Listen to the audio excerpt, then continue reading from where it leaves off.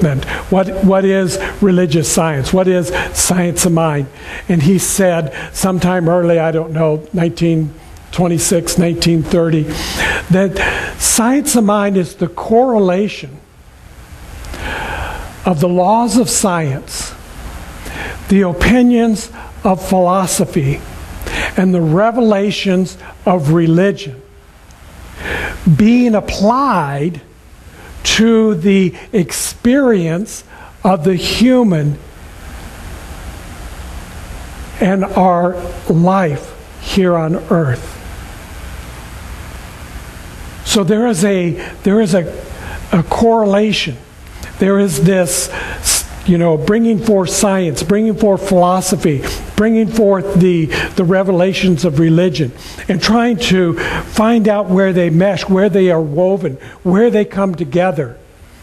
Because if all of them are basically declaring and saying the same thing, that's what we can identify as truth.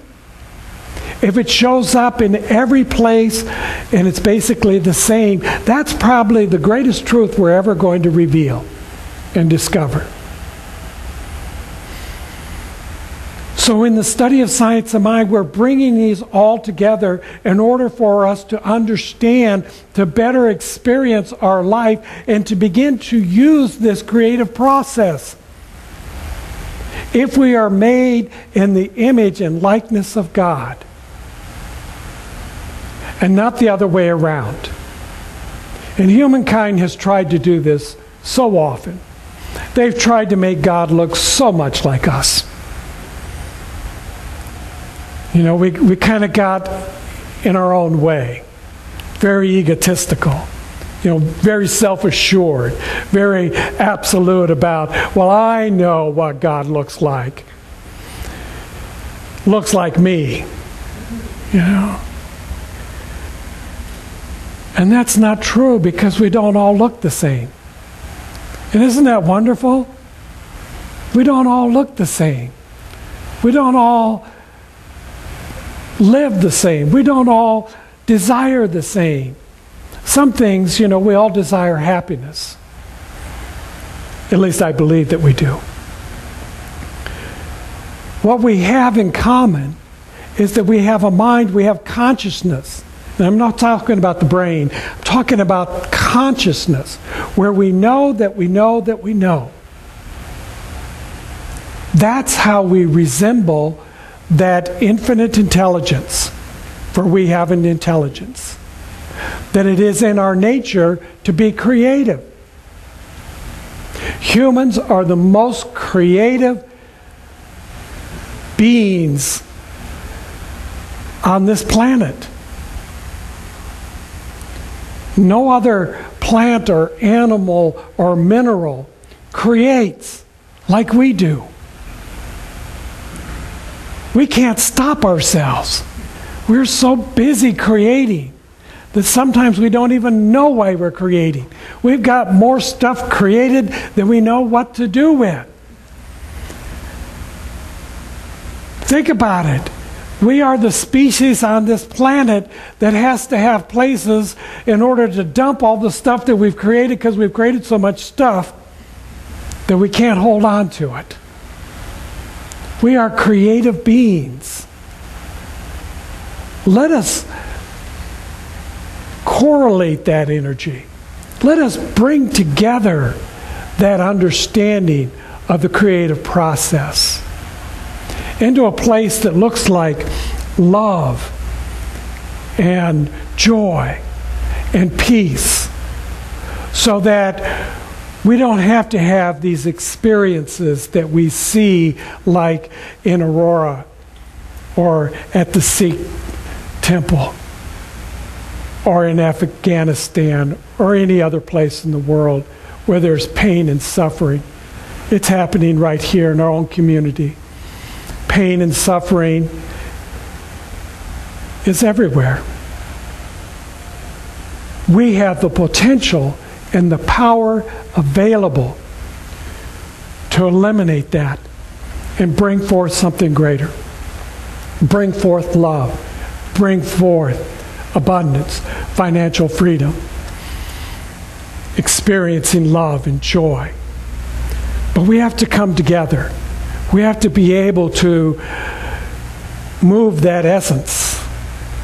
And Science of Mind says that there's basically two things, or there's three things that we can do in order to make that happen. First, we have to have a conviction that there is a power, that there is a God, that there is an infinite intelligence, that there is an eternal life, whatever you want to call it, whatever works for you, resonates for you. You must have a conviction that it is there. If you don't think that there is a power out there available to you, then you will be very, very scared of this world.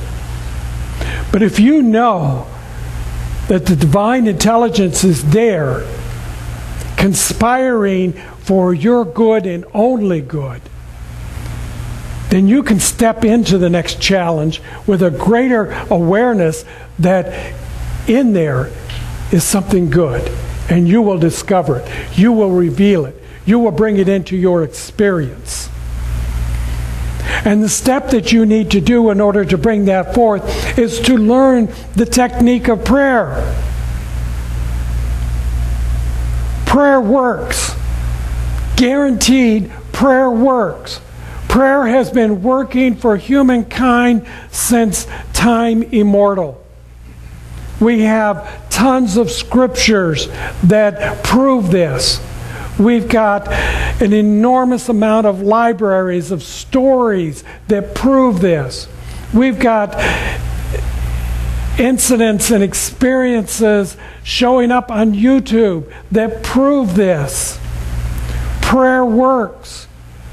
You have to know a technique and you have to use it. And you have to use it for everything. And you have to demonstrate it in your own life. You're the one that makes it happen. Prove it.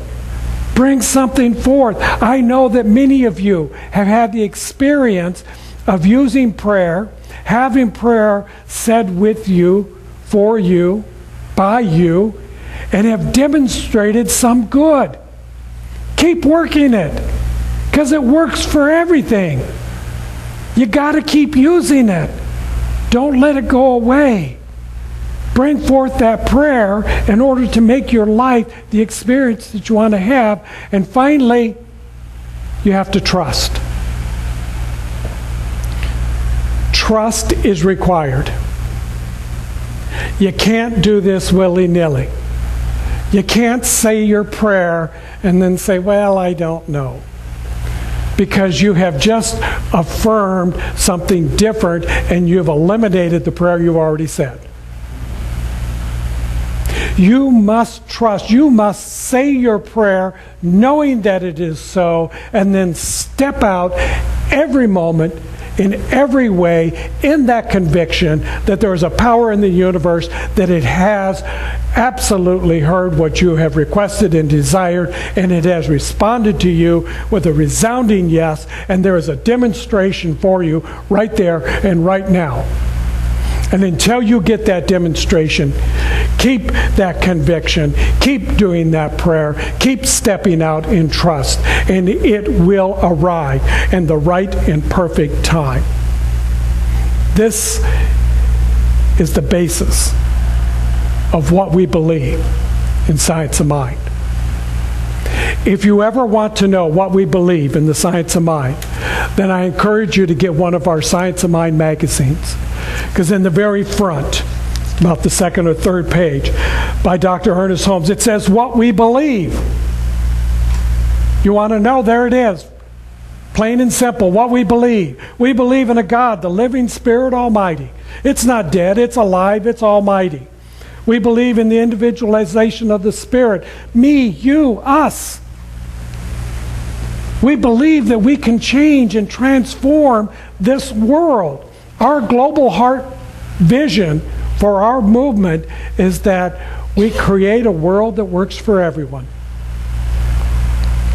A world that works for everyone. I don't know how that's going to be, and I don't need to, because I trust and I have the conviction that the creative, one mind, eternal, absolute